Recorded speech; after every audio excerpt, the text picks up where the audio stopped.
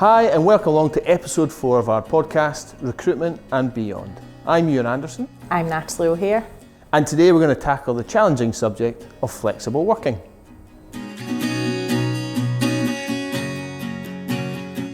So Natalie, today we're talking about flexible working. So I guess let's start with maybe the law, the actual law. Let's work out where we are now, because I know that they changed the law at the end of 2022, didn't they? So where are we now with flexible working?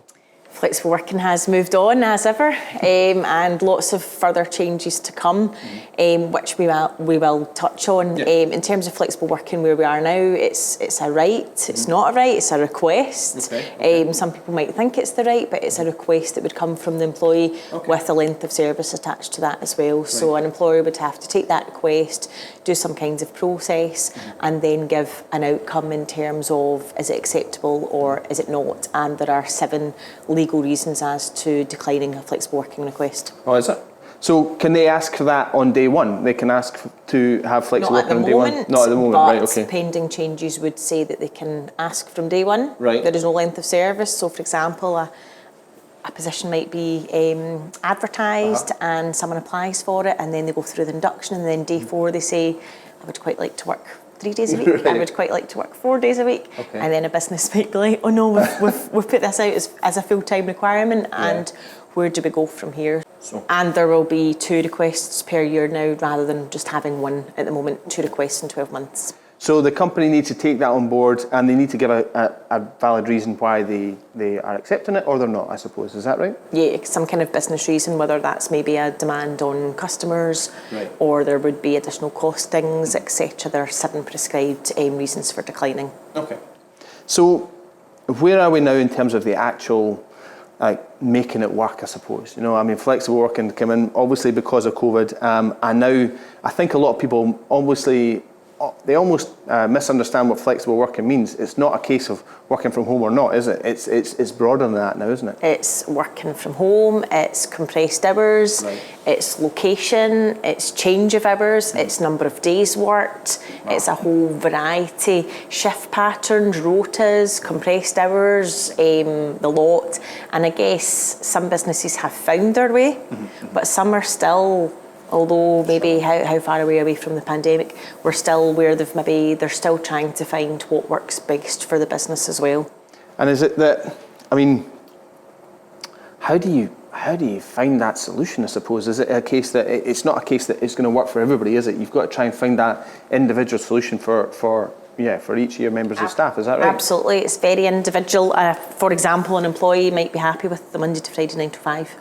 They quite like that structure, they like that. They do not like the having a 2-hour lunch break or compressing their hours into 4 days, etc.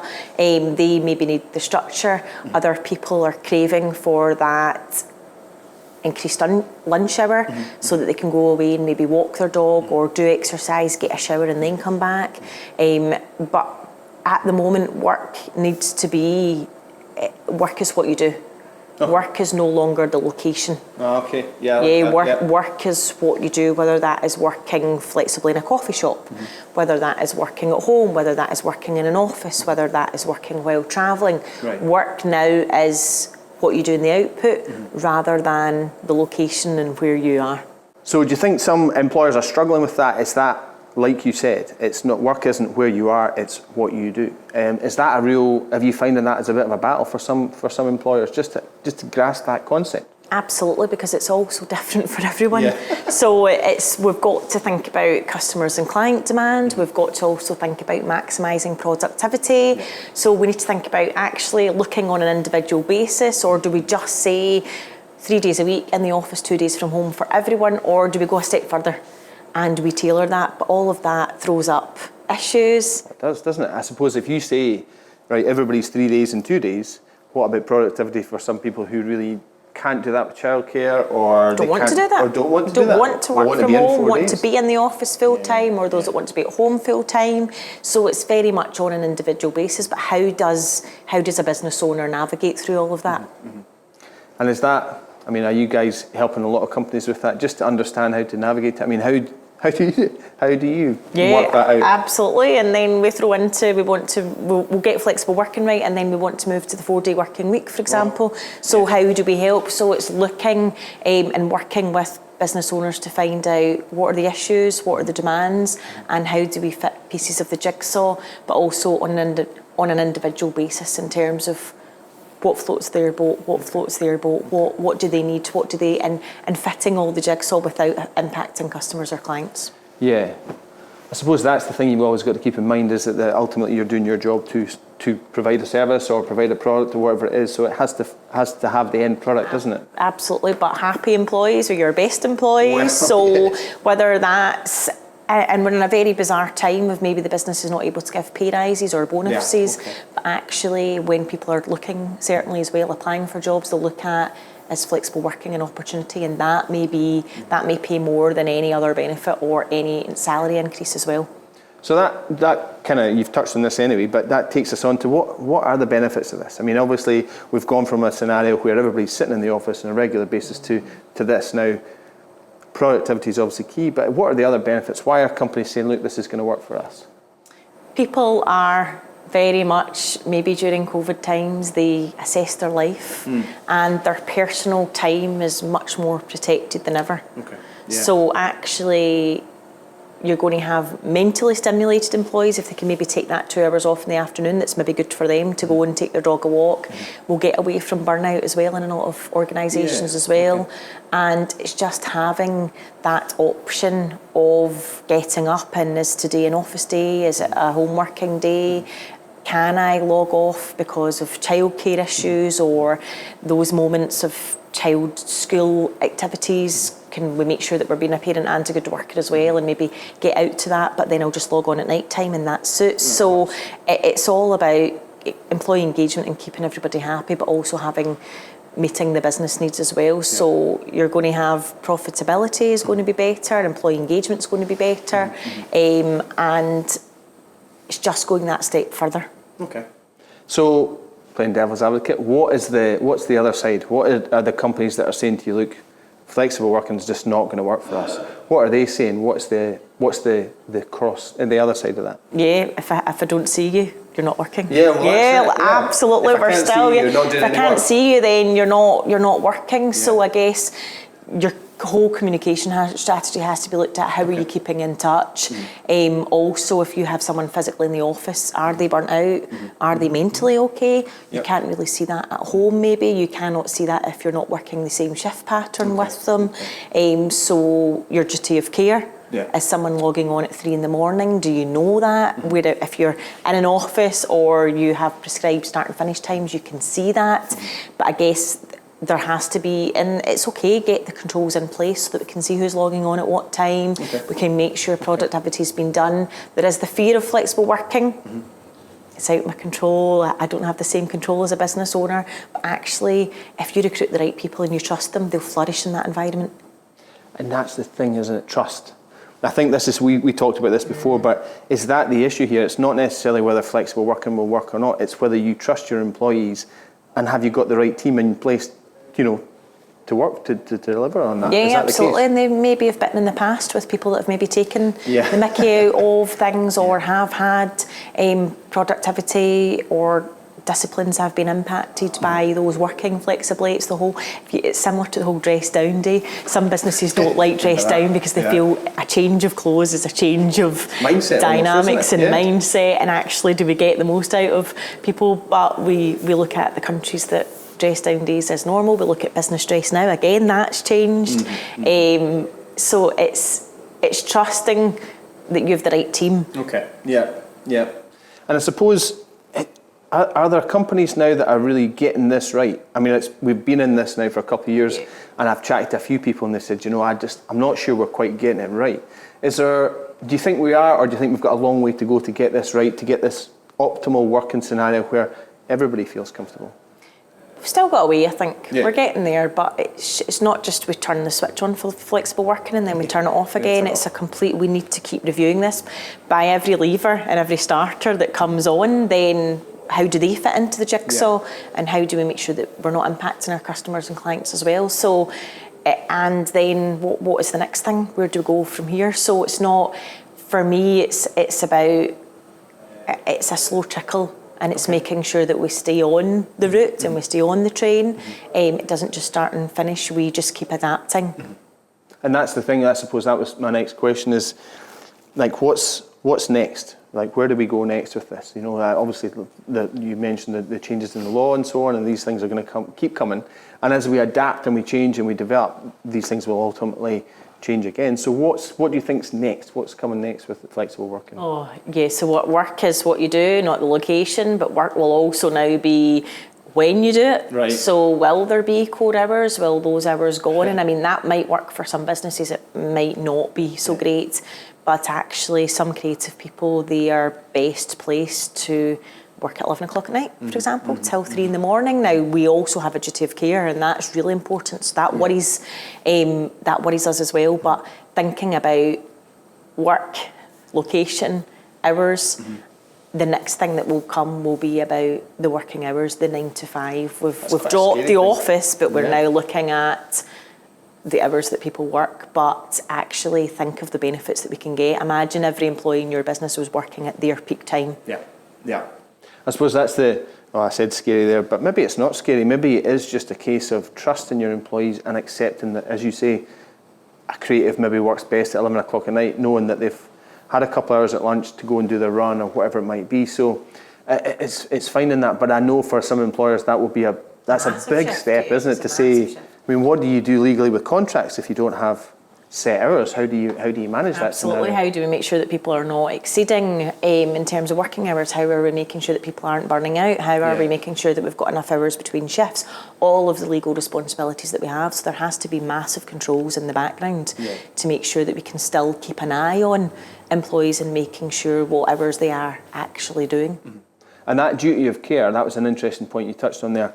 Where does that, I mean, that must be a bit of a minefield, because somebody's working at 3 in the morning because that just works with their schedule, but then how do you know if that's working effectively or if that is their poor productivity and they're actually just stressed out and they continue to work at 3 because I need to finish that project?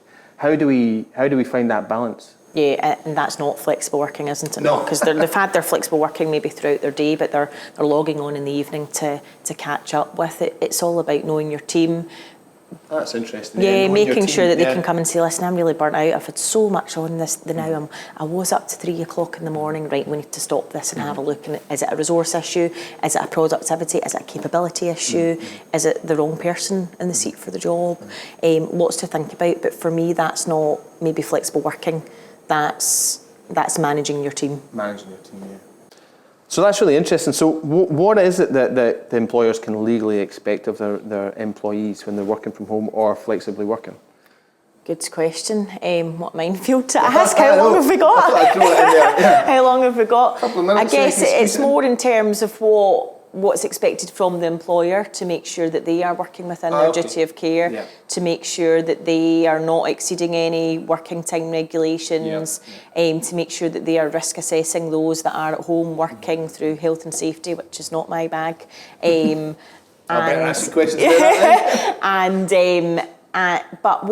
Go back to your question again. I suppose what is it that we're wanting? What do we legally? What can we legally expect from people in terms of the employers? Where does their responsibility lie? You mentioned it actually. Things like risk assessing the house. You know, providing the right kit, the right things, the right seats, the right desks. Absolutely. Are they legally bound to provide that? Is that part of the new laws that might come in? Maybe not to provide those items, but to make sure that they are equipped to do their work at home. And risk assess, is there a risk assessment level? I know health and safety is not your bag. No, absolutely. From their environment to their equipment to all of that, which was quite interesting because I'd love to know during COVID how many organisations were able to do that, because it was business survival mode. It was quickly get home, here's a laptop, have you got a desk, we heard some kind of horrific stories of people working in bedrooms, so they were eating, sleeping, working in a bedroom, and how is that adapted now? But I guess that hopefully won't be the case now. Environments will be a bit better for working. I suppose it's a real challenge for you. There's so many different households, so many different ways of working, and people are comfortable in their own environment. which might not be exactly what you would expect at work, you know, so there's a wee bit of, not lack of control, but I suppose finding a way to control that, isn't it? So you can be comfortable knowing that people are working from home. And then there's that duty of care, making sure that they're healthy and fit. Excuse me. So yeah, I suppose it's just understanding that. Where does that lie? And also from an employee's perspective, they also have a duty to keep in touch with their employer, to still be logging on at the times that they are meant to be working, to still, and that's the bit that's been a wee bit more tricky maybe, where the communication needs to be very much two-way. So although they're at home, it doesn't matter. There's still as much communication. That's the challenge. Still as much communication as there would be in an office. It might have to adapt and be a bit different, or maybe be a wee bit more digital. But there still has to be the communication both ways, or it's never going to work. Okay. So, flexible working, is it here to stay, or do you think we're going to revert back to everybody in the office? Come on, get back in. It's a difficult one. Some people have, some people are what's next. Yeah. So it is really, really difficult because each business needs to do its own thing and assess its own thing. It would be great to see we moved through flexible working probably 10 years more in the future. So it would be lovely. I guess we'll not be going at that pace, but it will be what next for a lot of businesses and taking it to the next step. Others might revert back because it's maybe not working, or they've not quite got it, or they've not got the right people in place, so they have to revert back. Just keep evolving, keep developing with that. Keep it going, absolutely. Work is what you do, not where you work. So I guess that's the takeaway. What does that mean? Yeah, perfect. So Natalie, flexible working, what are our kind of top 3 takeaways from that chat? Treat everyone as an individual. Yep. Sometimes, obviously, a business must say, right, everyone in the office for 3 days, etc. But you're going to get the most out of people by treating them as an individual. Find out what they need, what floats their boat, how they work best, and try and adapt. That is a big task. Okay. I appreciate that. That is a really big task, but that's how we're working with some of our clients on that. Second top tip would be keep updated. It is forever moving. The changes are looming. The changes have been concluded, but haven't yet been brought into effect. So they're not implemented yet? Right. Not yet. Watch this space for 2023. There will be at some point, and then it will become that day one right. Okay. And two requests, not a right, remember, 2 requests in the 12 months, and there is a 3-month period at the moment for someone's request from start to finish, including an appeal. That will go down to 2 months now. Right. So an employer will have the duty to reply in 2 months. To respond and to get something in place within 2 months. Okay. So that's another change, and this will be coming at some point when we're ready to go, but just be ready. So be mindful of that, have a look at your policy and make sure that's adapted for these changes as well. And our top tip number 3 is just to bear in mind that the best thing, work is what you do, it's not the location anymore. I like that. Good, thank you.